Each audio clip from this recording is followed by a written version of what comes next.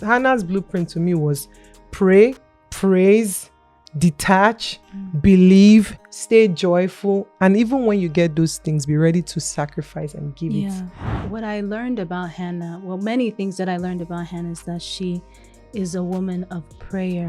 And one more thing that I really liked about her generally was the power of strategic thinking and the power of strategically bringing things before God. Because I'm learning that God is really a businessman. It's like, babe, don't you have eyes? Your first wife or second wife has been bullying me, but she was focused. She didn't even respond. And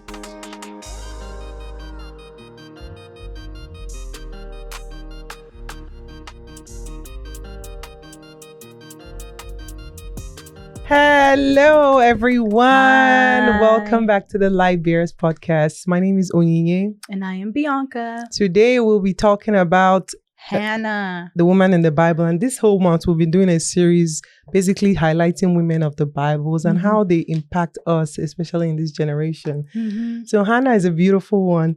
That was, Bianca's choice. And I think there's so much to learn from Hannah, honestly. When I was studying the story of Hannah, I just saw in more than, I basically saw myself in her in so many ways. Like, I know what it feels like to be a mom, crying and asking God and just wanting certain things. And not even just being a mom. Everyone can relate to being a Christian and being in the presence of God and asking and groaning and crying and looking for certain things. But I think her story was so powerful because I saw a resilient woman. I saw a woman who knew what she wanted, who was very audacious about what she wanted. She didn't care about who was looking at her drunk, looking at her crazy. Because a woman, especially in that society, you not being able to give birth for a husband, it was definitely, the culture then would have basically frowned at her, but just not even caring about the society, her not being able to give her husband a child and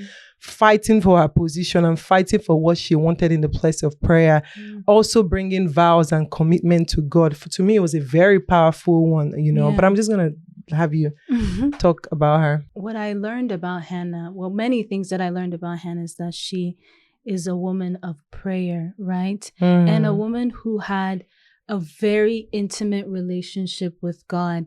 And her story starts off with her husband was married to 2 wives and her husband loved her the most and she hadn't been able to bear a child for him. And what I noticed in that was even in the midst of her being mocked, being judged, being put down, she never questioned God. She never really cursed God. If you notice that throughout the whole story, she's always going back to Shiloh. She's always seeking the face of the Father. She never doubted who God was in her life. And she's a woman of great faith and she's a woman of prayer and how important prayer is in our lives, especially us as women. There are times that you'll be ridiculed. There's stereotypes. You're not living up to certain standards. Culture is telling you this. But if you are a woman of prayer, if you are a woman that is secure in her relationship with God, because I'm sure she had her own personal insecurities, right? She's not able to bear a son. She's not able to do this. She's not able to do so many things. And then on top of that, her fellow woman is tearing her down. But what was the most solid thing in her life was her relationship with God. And for me, it taught me like, okay, it doesn't matter what everyone else is saying. It doesn't matter how I'm feeling or what voices are speaking to me. Focus on my relationship with God because at the end of the day, there is light at the end of the tunnel. And I also kind of commend her husband in the beginning, in the beginning, because it says that every time that they would go to Shiloh, he would give sacrifices. Yes, he would give to his wife, double portion, Penina, but he would give to Hannah a double. And that just shows the kindness of her husband. But her husband is also very foolish. She said foolish. He's very foolish because he sees that his wife is crying and you're asking her, well, why don't you, am I not more important than 10 sons?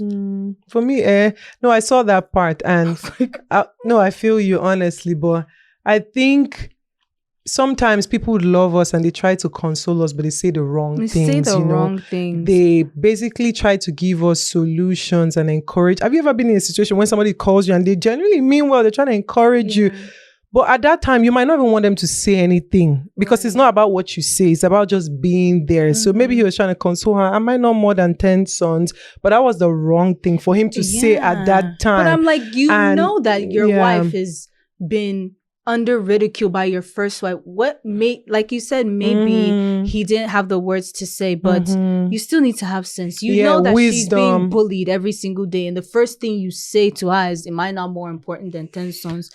Use sense. But at the same time, he is still, to me, a kind man that did love his wife, and he still balanced having 2 wives. He still supported I don't know if who was first or who was last, but the other woman by providing for her and his children.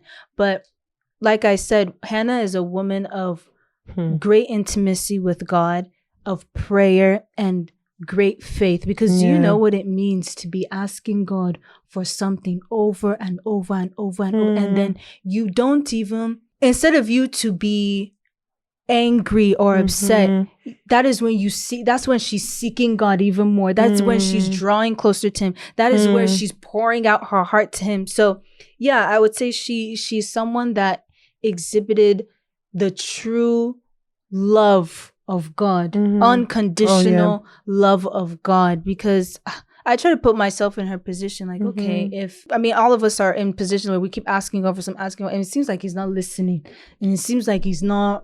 And it's like, okay, God, what's up? What's up? What's going on? What's going on? Because you'd be like, am I doing something wrong? Or is there some form of test I'm supposed to pass? And that's why I really give her accolade, right? When I look at 2 of them, the man was he was sounding very defeated. And maybe he was trying to console her. Who knows? I don't know. Right. But he was sounding very defeated. And that's why I give her the accolade, for her to be able to pray from a place of surrender and say, you know what? I don't have what I have, but I'm not going to give up. If every Christian comes from a place of, I'm not giving up until you bless me. I'm not going anywhere till you bless me. Because the man saying, oh, am I no more than 10 sons? Yeah, you're trying to console me, but you're not seeing beneath the physical, because she's talking about like generations, keeping her lineage alive, giving God, or basically bringing a son or a destiny into the world that would do something great for God. She's coming from a place of, I want to laugh, I want to have joy, because I know what it feels like to be waiting on. I've seen women that are believing in God for children. And it's like, you're seeing everybody around you and you're like, am I doing, did I do anything wrong? Was I cursed? So I give him grace, but I still give her accolade for pushing. She still pursued intimacy. For her, I really give her kudos, because if she had said, oh, maybe my husband loves me, what am I even crying for? He gives her 1, he gives me double. She could have relaxed and said, oh, you know what? I'm cool, I'm chill. But she was a woman of vision, and she killed the emotions. And she was like, this is business. And that made me understand that as women, we have to have like a form of radicalism or some form of like audaciousness for what we want, for what we want to see, for the things that we believe that we deserve. And I think that whole thing sparked up her hunger for the child, and she was praying for the child. And if you notice, it was her fervent prayer that made her son come. There was a beauty when her prayer shifted from a place of like crying and throwing pity party to a place of praying from victory. Like, I want this child. I see the vision of like, Lord, give me this child, because this child will be a servant to you. Her prayer changed. She stopped crying. She stopped sulking. She started to pray. She put a vow to it, or she even made a vow to it and said, Lord, I'm asking for a son. Give me a servant. To me, that was very audacious. And now look at her son she had. Her son was the one that literally served God and actually anointed the first 2 kings in the Bible. So we must be very audacious. We must come boldly, kill emotions, because that emotions could have literally made her not have a son. On even that generation, definitely the guy won't be able to serve, but she prayed audaciously because she believed. And the Bible also says like the violent take it by force, like, and then she added a vow to it. I think that was very beautiful. Yeah. Also, when it comes to emotions, right? when the way her husband responded by saying, "Oh, am I not enough for this?" And honestly, for me, I would have vexed. But you can tell, would you have not vexed? I would have been like, I don't know what kind of question. It's like, babe, don't you have eyes? Your first wife or second wife has been bullying me, but she was focused. She didn't even respond. And Hannah was in that moment was able to control her emotions instead of reacting out of anger, rightfully so, because it's like, can you not see that I just finished crying. I just finished weeping. And you're asking me why I'm crying. You know what I mean? So she's also a woman who knows how to control her emotions, and she knows where to channel it and who to channel it to, right? Instead of reacting to be like, it's because of you. You know that God has closed my womb, this and that. Because you read in the beginning, it says that God is the one who stopped her from having children. And she could have been bitter. She could have been frustrated, but she laid it all at the feet of the Father. And that makes me ask a question, like, how do we react to trauma, to pain, to delays in life? Are we like Hannah, where yes, we're frustrated, but we're able to go straight to the Father? Or do we lash out when someone comes to provoke us, that comes to quote unquote trigger us? Do we give in to that trigger? Do we give in to that pain?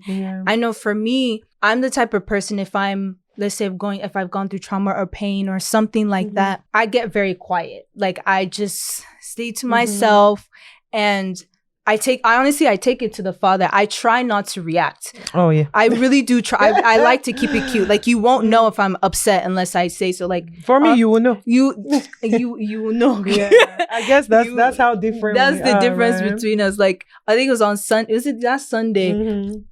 I called on you, and then she looked at my face. She said, "What's wrong with you?" I said, "See, I'm annoyed," but I was smiling. I said, "No, you're not going to stress my brain." No way. I said, "I'm annoyed and I don't want to talk about it." And I moved on. That's just the type of person I am, where I just I like to take it to the Father. I like to keep it within. I don't like to affect everything else that's going on around me. But that is a blessing and can be a curse at the same time, because you may bottle up so much, and you might not even know when you're talking to people that you being a little bit more overly sarcastic in that moment. You might be a little bit more chippy to that person. But Hannah, in that moment, I think that is the perfect example of self-control. Oh, yeah. Like, I'm in pain. You're asking me why you're asking me silly questions. My face, okay, the one thing you will know if I'm upset, my face may change. Yeah. But oh my God, how do you respond to trauma and pain in the face of someone? Basically, I'm asking, are you okay? It's like, Bianca, are you dumb? No, okay. That's a very good question. Everybody processes things very different. My normal nature is you would tell when I'm irritated. You would tell. I either go on my own and just avoid you to avoid the situation from exploding, or I will address it there and there. And I might not address it like the nicest way, but I'm the kind of person I like to express myself. And when I'm done, I'm like very happy. I just want to know that I've expressed myself. But God is teaching me now to process it with Him, not process it with my normal eyes. And I look at Hannah and her story and how she addressed it. That's the perfect way, right? What did she do?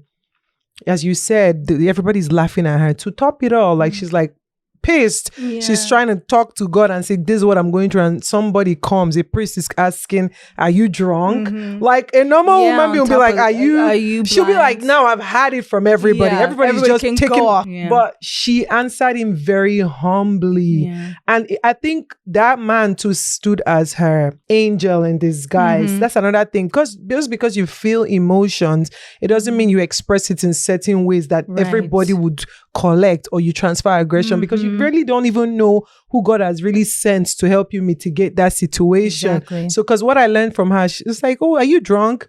And she's like, no, my Lord. She was so humble. She was very receiving. And at that moment, the next thing and the only thing he said is like, go, like your prayers have been answered. And at that moment, she realized that she was favored though. So the easiest thing for us as individuals is to go off, like, as you asked, like, how do I process trauma. A lot of people don't process trauma well, but I say from experience and my life story that God is teaching me to really process it calmly. Like there's a beauty when you come before him and surrender it and help. He would help you even see reasons why you're going through that trauma, because God doesn't waste pain. God doesn't waste trauma. In every waiting season, there's a lesson to it and there's a blessing to it. And even with Anna, like when she got her blessings back, she got more children too, you know. So maybe God was trying to kill idolization, because it says that her husband was so close to her, they loved each other. Maybe that was a way for God to also humble her. You never really know. It could be a way for God to have her pursue intimacy with him. Because the husband is like, oh, leave them. Am I not more than? That was him low-key saying like, I'm all you need. But you know what I mean? So that was probably a situation for God to use to draw her close. So everything God does, there's never really a waste. Yes, people might go through trauma, but there's a beauty when you sit still. Because she didn't just wait. It was how she waited that really mattered. She was humble with the priest. She was still, even though her husband was on some, she still was like, you know what? You're not saying right. I'm still going to go to God. She waited beautifully. She waited patiently. She waited prayerfully. She was audacious about the trauma and the pain she was going through. She didn't let that make her sit down and just sulk about it. And I noticed something about it. Like it was in the presence of God, the intimacy. When the priest came to her, she was like, you know what? She cleaned her eyes. She was like, you know what? This thing has been plaguing me.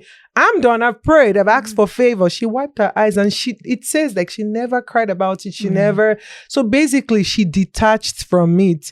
I know it's not the easiest thing to go through trauma, and because a lot of times we live in that trauma, but if you can detach yourself from that trauma, if you could detach from yourself from those things that people have labeled you as, and you find yourself in the feet of God, you would find reasons why you went through that thing. You would get lessons from it, and you would also get blessings from it. Yeah, I think when it comes to her interaction with Eli, right, I still go back to how Hannah was able to control her emotions, because I see Eli as a midwife. Like it could have been one word that Hannah would have said, like, what do you mean? That could have aborted that destiny that God had for her. Because God knows the beginning from the end, right? And at that moment, and when she was at Shiloh, she was on the floor crying, and you're at your most vulnerable states. You're weeping, you're beckoning, you're at the feet of the Father, and someone comes to you, and you never know, out of flesh may have kicked in and be like, what do you like? Can't you see I'm crying? Of course I'm not drunk. But she responded in a very humble and meek manner. And it just goes to show that always having a heart of humility, being surrendered to God, because you don't know who may be your midwife, that may be that one person to help bring out that destiny that'll be the carrier of your blessing. And another thing is that his response was very simple. Go, may it be unto you, or whatever he said, like, go and be blessed. Essentially, your prayers have been answered. How many times do you think Hannah has heard that in the past? How many times has she heard people tell her, oh no, don't worry, God has you. Don't worry, God will answer you. Don't worry, next year. Don't worry this. How many times has she heard that? But she still held on to that. That's why I say she's a woman of faith. She's, like you said, she got up, she cleaned her eyes, and she believed and held on to that word that God gave her, right? And I think it's so amazing, and it's a teachable moment for all of us, that yes, you may be hearing God bless you, yes you may be hearing those prophecies that you're a light, you're this, you're that. This hits home for me, right? I'm always hearing, I am a light, you have a great destiny, you're supposed to be this, you're so supposed to be that. And I get in seasons where like I don't even want to hear that anymore. Because I'm not seeing the fruits. I haven't been seeing, it's not coming at the time that I think that I want it. But Hannah, I can only imagine the years that she has heard, don't worry, it's okay. Don't worry, God will bless you with twins. Don't worry, next year, I see in 2020 this, you're going to have children. This is how many times she's heard that. Another person says it, and she takes it with all joy, with all faith, and held on to it and ran with it. God likes to test us in every season. He will, and it says that he's the same yesterday, today, and forever. He repeats the same thing over and over again to see how we will receive it, see how we will react. And you just don't know when your Kairos moment will happen. And that was her Kairos moment. The fact that Eli just said something simple that I know she has heard 1 billion trillion times. I'm telling you. Ooh. Again, I put myself in Hannah's shoes and I'm like,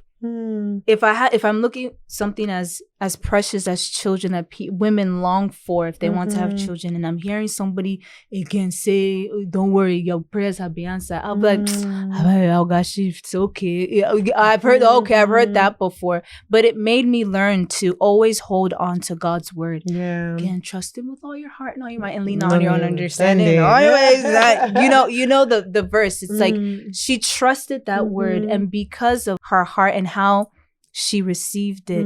My prophetess will always say there's an attitude of receiving. She received it with joy, and that is why God was like, okay, she's ready. I'm going to bless her. So this is though it may tarry, wait for it. So yeah, I think that it was very admirable to see that something that she's heard billions of times. It was like she heard it for the first time and she ran with it. And I think your spirit would bear witness. Like there's so many things that have been prophesied in our lives that when you're going to do great, Bianca, you're going to do great. But there's a certain season you get into, or a certain person that you would encounter. You would bear in your spirit, like, I feel like this is my season. So it's that Holy Spirit witness in her, because literally that after she encountered him, she said, may your servant find favor in your eyes. And they said, she just went away, and they said her face was no longer downcast. So she probably bore witness in her spirit, like, oh, I know it's about to happen. Like, it's different from so many times. And that brings me to say, like, if you're believing God for so many things, instead of wasting time crying, be prepared for the things that you are asking for. Look for the signs, look for the seasons, look for things around you that is encouraging, that really speaks like, hey, this is your Kairos moment. Because many people have passed their Kairos moment because they are still stuck in their yesterday versus God has literally already ushered you into your tomorrow. And I really love the fact that she prayed about it. She detached from it. She praised him. At a point, the baby even came too. And then not only did the baby come, she fulfilled her vows. Because there's a beauty about saying something and doing it. Some people would say things out of desperation. Many times I've done it. Have you not prayed, God, if this thing happens to me, I will give me visa, I will pay my time. You know what I'm saying? Like, how much has God given us? Really, are you faithful in your tithes? Because if I look at it, like, she said what she said and she meant what she meant. Like, there was a beauty about her keeping her vows. I think God will look at that and be like, God honors stuff like that. And I think because she even kept her vows, God even gave her more children. It was just beautiful to see. The interesting thing about her keeping her vows was like, oh my gosh, something that I have prayed for the longest. And then somebody is saying, I will give it again. You know what I mean? It really showed like that she was a woman of faith and trust, and that she had died to that longing, that thing that she really held like an idol, like I want this, I want this. She had really understood that if God says this thing, it will happen. If he says a thing, it will do it. Because do you know what it is for you to give back? Well, you know what you just got back, basically. It's hard. Like we say, oh God, give me 1 million, I'll pay tithes. It's a lie. Because what you can't do in the little, you can't do it in a big way. So it was just so beautiful to see her trust the Lord and say, you know what? You gave me this son, I will give you a servant. I trust you with this child. And that also brings me to I want to give a message to mothers, because I'm in that season in my life where I'm having to trust God with my child. They said she had to win the child up. And around that time was like the child her son would have been like 3 to 4 years. Imagine giving birth to your child and you're giving your toddler away to the sanctuary to go serve God. I want to basically speak to mothers. Like, if God requests for the things that he gives us, it should be an honor to give it to him. It's not the easiest thing, because as a mother, I wouldn't want my 3 or 4 year old to leave my side. Like, I want to protect, I want to nurture. That is my job. But the fact that she trusted God with the very thing that she prayed for earnestly, she sought for, she hungered for, like trusting him. There was just beauty in her surrender. So if you're a mom and you're like, oh, my child is this way, my child is that way, trust God that if he gave you that child, he can take care of that child. Because at the end of the day, as moms especially, we can like be that helicopter mom to want to hover, but I'm learning that I cannot be 100% there for my child all the time. I think it was you that God had to tell that when you trust God, because I went through a season in my life where I was like scared about the life of my child, her destiny. As a mom, even if you're not a mother, even if it's not a child you were talking about, it could be a destiny, it could be that business.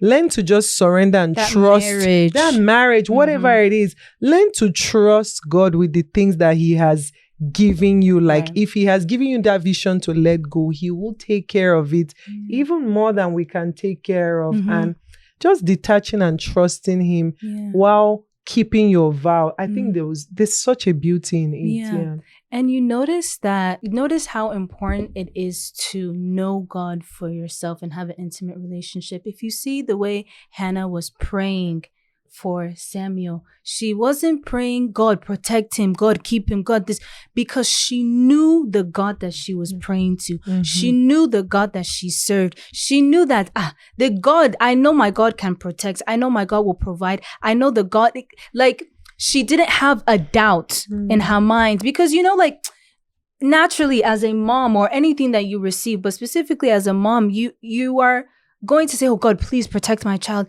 Please provide my child. Please let nothing happen. She didn't pray any of those prayers. And again, it's just like, you may see Hannah as being emotional, but she's not emotional. She's very determined. She's very focused. She's a woman who her and God are like this. To the fact that you're praying for a son, you're about to give him away. Why aren't you praying for protection? Why aren't you praying that the person, his mentor, Eli, doesn't do anything to him or anything? Because as a mom, that's what exactly I would be thinking. You'll be afraid. She had no fear. She had complete confidence and trust that she's surrendering her son back to the person who created him, who gave it to her. So it's a testament for us as well that, again, trusting God and having a personal relationship with him. When you know God, you see that your prayers will be different. You'll be praying from a place of victory, not a place of being a victim. You'll be praying from a place of confidence that I know, God, that you will bless me. I know you have blessed me. I receive what you have given to me. And I think Hannah is she's a very powerful woman, and the power of prayer, like, God answers our prayers. It's important for us as women to continuously be in a place of prayer. And you notice her relationship with her husband at the same time. I always talk about relationships and marrying the right person, because her husband was also very supportive. Because when it was time for him to go to Shiloh again, she was like, no, I'm not going. He's like, okay. And he blessed her. He said, may your answer, especially may your prayers be answered. It's important for you to know the man that you're married and pick the right person that understands what you are going through. Yes, in the beginning, he was to me, he was very foolish, but he's a man who understood his wife. He could have been like, come now. Why? He could have even been like, what do you mean you're giving our child up to somebody that to somebody maybe we don't know? Why would we? This is something we have been praying for. This is something you've been suffering for. This is something you've been crying about. Why would you go and give him up? But he's like, okay, let it be unto you. And it's a testament to us as women.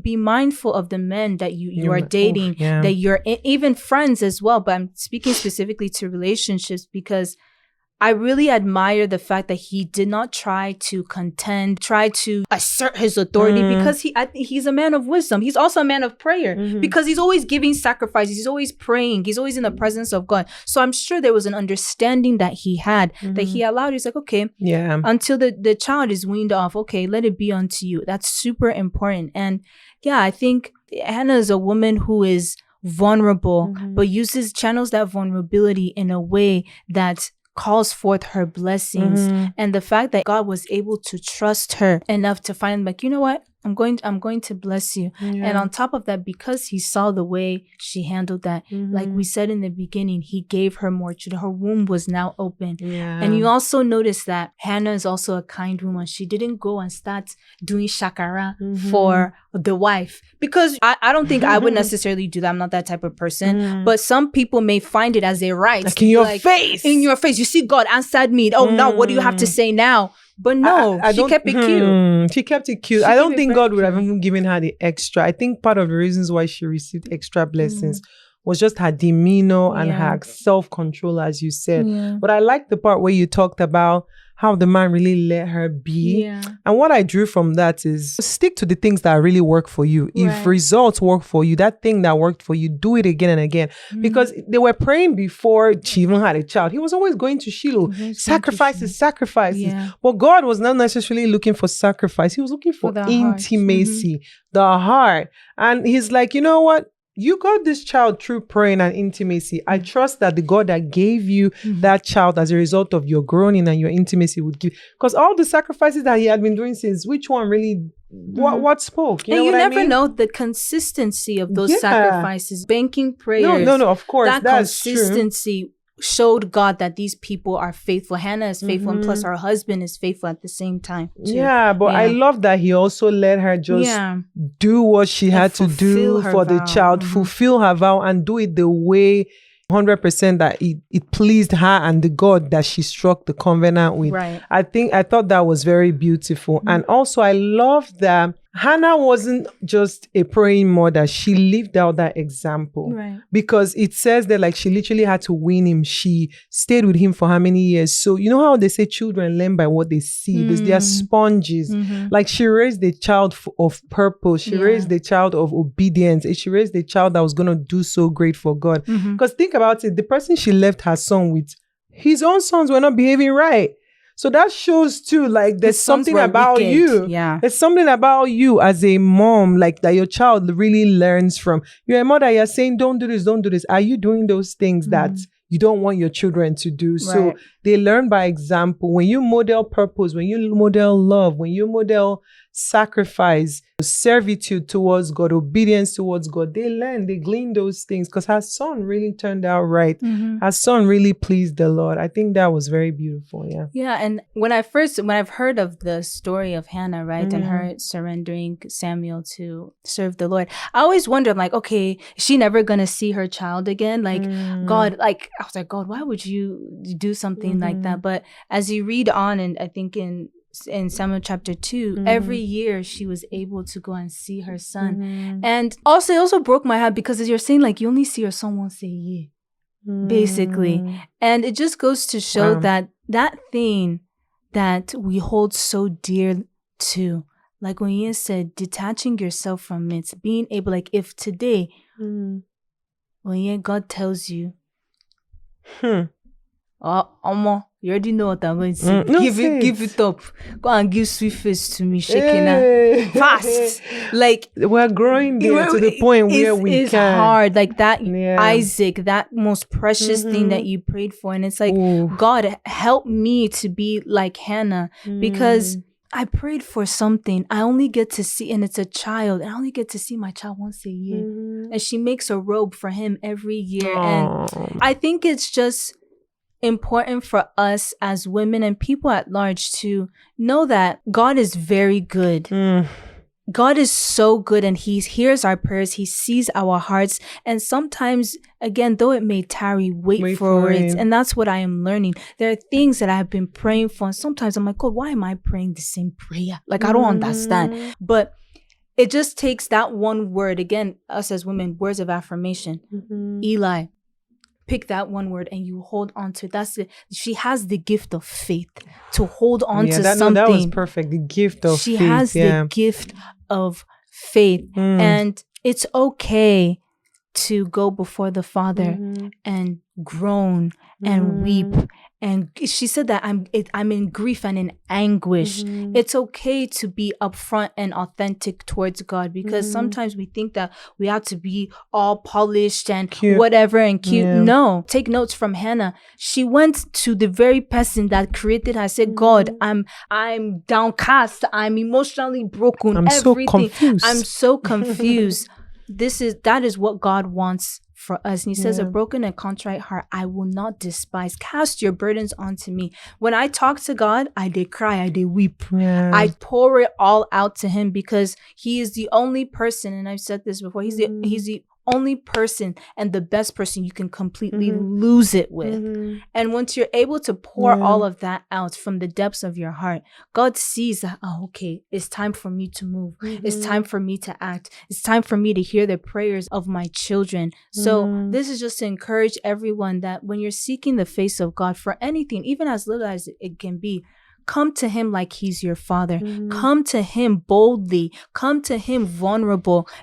Open up your heart and let him in, because he wants to hear from us. He wants to see that vulnerability in us. He doesn't want to see us all polished and all cute and everything. If you need to come out weak, If you need, it's okay to do that, because someone like Hannah showed the beauty of vulnerability. She showed the beauty of showing your emotions, and she showed how important it is to channel it to the Father, channel it to the source. Don't go and act out with your husband or your boyfriend or your children or at your job. That's how the enemy likes to trick our emotions. That's how the enemy wants us to act and abort our destiny. Go to the Father, lay at his feet. You never know, that might be your Kairos moment. Oh no, that's so good. Just to continue off of that last point, going shamelessly to the Father. As she said, the worst thing to do as an individual is act cute in front of people and still act cute in the presence of God. Because why am I trying to act cute in front of those people? They can't give me the things that God can give me. And even if you're believing God for certain things and it hasn't come, God still in his presence can give you so much, like peace, joy, fulfillment, just the anticipation that thing that you're really believing for can come now. Because I've noticed that there's a beauty in just surrendering things. The more we chase for something, the more it runs away from us. The more we seek that child, that validation, that goal, it really runs away. So instead of over chasing, I think there's a beauty in stillness and praying effectively, praying fervently. They say she was crying, she was groaning, everything, but she kept on praying. How are you praying? Are you praying from a place of faith? Are you praying from a place of victory? You can't be praying and be warning God, like, God, what is it? My mates. God is looking at you like, no, your hearts are not right. Until you have really understood the deepness to what you're asking for. Come before me in the boldly in the throne of grace, but ask humbly, because God already knows what we need. So when you're praying, pray fervently, effectively, but the how, your demeanor, are you understanding that you are asking the King who can give you every and anything? Because sometimes people just give up. And I know it's not easy. Like, you're believing for stuff and you're like, God, I'm not getting this thing. God now becomes your baby. You're like, I'm not even doing it again. That type of God will just be looking at you like, okay, when you're ready to get cute and come together, I am here. Because he really wants to give us those things that we're asking for.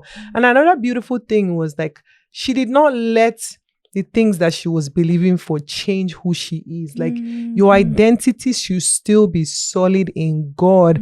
It should not be about that money, that next business, that child, that next opportunity, because sometimes these things are fleeting. Have you noticed that there are some things you're believing for?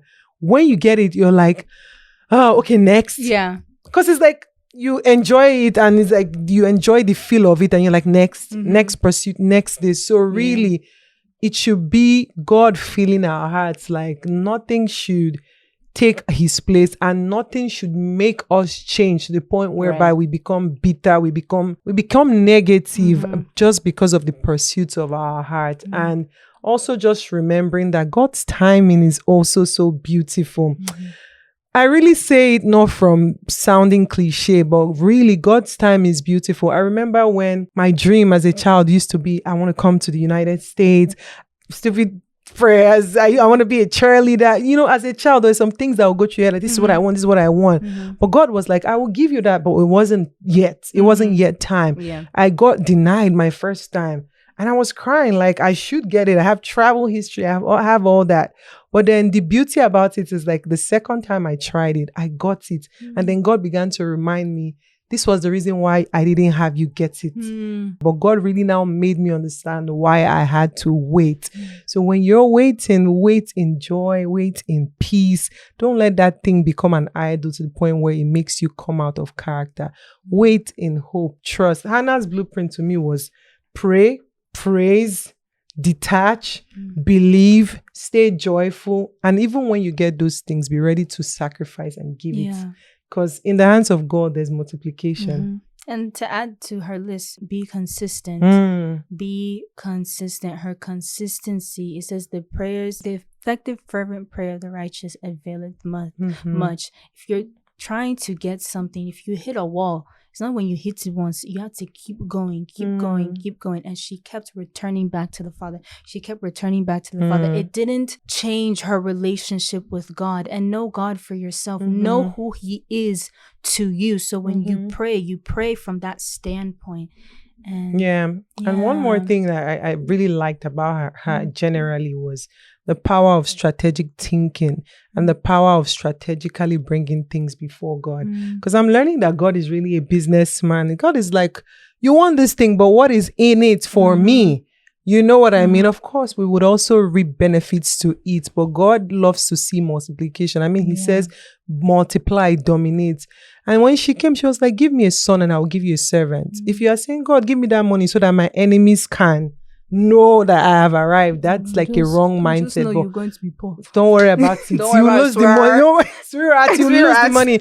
But strategically be calculative, be a visionary. Like, God, if you give me this, I will do this for you. And as far as your heart is in the right place, God really honors prayers like that, because God is a businessman. God loves investment. He wants to see that your 1 turns to 10,000. He wants to see that your 5 reaps a harvest. And you're not just getting it for yourself. You are able to have that gift affect a people, a generation. Because her son turned out well and ended up serving a nation. So God is really a businessman. When you are asking, ask from a place of victory, but come strategically. What is that thing you're believing God for, going to do for people? How will it change a life? How will it make a soul have hope in God? What will it do for God in general? And she's a woman of vision too, because how did she know to pray or to bargain with God that she's going to give her son as a servant? That means as a mother, she already spoke that destiny. She saw that destiny before it even happened, for her to even pray that. And it doesn't necessarily have to be with your children, with anything that you have, right? What is your goal? What is your purpose? Like when you said, how is it going to help people? What is your intention? And you're bringing that to God. Like, I'm just thinking about her pray, like, how did you're not just asking, okay, please just give me a son, give me a son, give me a son. She already saw that her son was going to be a servant, was going to be at the feet of the Father, was going to be the best prophet, one of the best prophets in the Bible. You know what I mean?